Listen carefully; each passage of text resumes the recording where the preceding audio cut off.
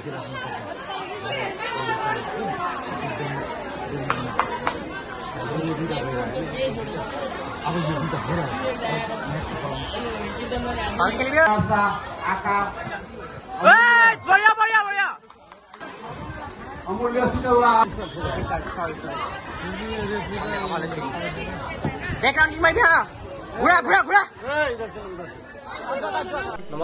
মোৰ নাম শ্ৰী অৰুণাভ বৰা।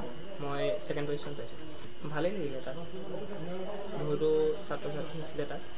নমস্কাৰ, নাম শ্ৰী প্ৰীতম কলিতা, ফাৰ্ষ্ট পজিশ্যন পাইছোঁ।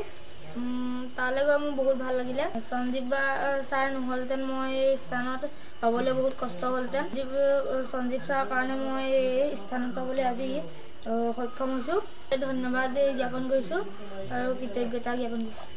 নমস্কাৰ, মোৰ নাম শ্ৰী ৰন্তু দাস। মই চিলভাৰ মেডেল পাইছিলোঁ, ছেকেণ্ড স্থান।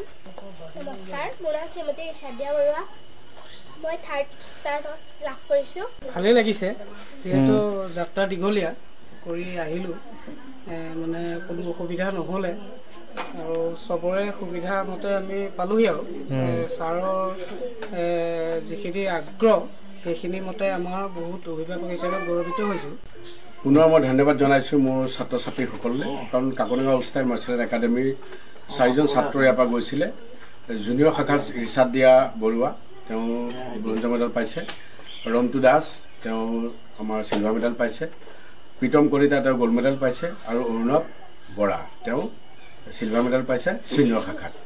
গতিকে ভাল লাগিছে। আজি এই মাজুকুচি কৈপত্ৰ গাঁৱত সোমাই পেলাই এনেকুৱা এটা লাগিছে যে মানুহখিনি প্ৰকৃততে খেলুৱৈ সুলভ ভাৱ তেওঁলোকৰ মনত আছে। তেওঁ জৰিয়তে আজি আমাৰ 4জন শিশু সুনাম অৰ্জন কৰিবলৈ সক্ষম হৈছে।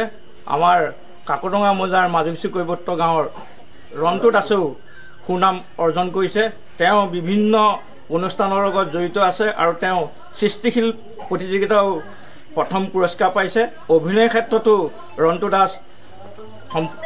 ৰন্তু দাসে ভাল অভিনয় কৰে। মোৰ লগৰে আমাৰ সঞ্জীৱ বৰাই যি ইমানখিনি কষ্ট কৰিছে, ল'ৰাটোকো উলিয়াইছে, এই 4জন ল'ৰা আৰু ভালেমান কেইজন আছিলে। বহুত ভাল লাগিছে, তাৰ কষ্টৰ অকণমান সফল হৈছে, সেইটোতে ভাল লাগিছে। আৰু আহক 10-15জনতকৈ 20জন 100জন হওক, সেইটোত বেছি ভাল লাগে। বহুত ল'ৰা ছোৱালী আছিলে ক্লাবত। প্ৰথমতে আমাৰ ক্লাব খোলোতেনে 85 আছিলে। 85ৰ পৰা গৈ পেলাই এতিয়া মাত্ৰ 25-30জনমানহে আছেগৈ। যিখিনি আহিব পৰা নাই তেওঁলোকো আহক, আপোনালোকৰ জৰিয়তে কৈছোঁ। একো অসুবিধা নহয়, পঢ়াটো অসুবিধা নহয়, পঢ়িলেও হ'ব, খেলিলেও হ'ব, এইদৰে হ'ব বুলি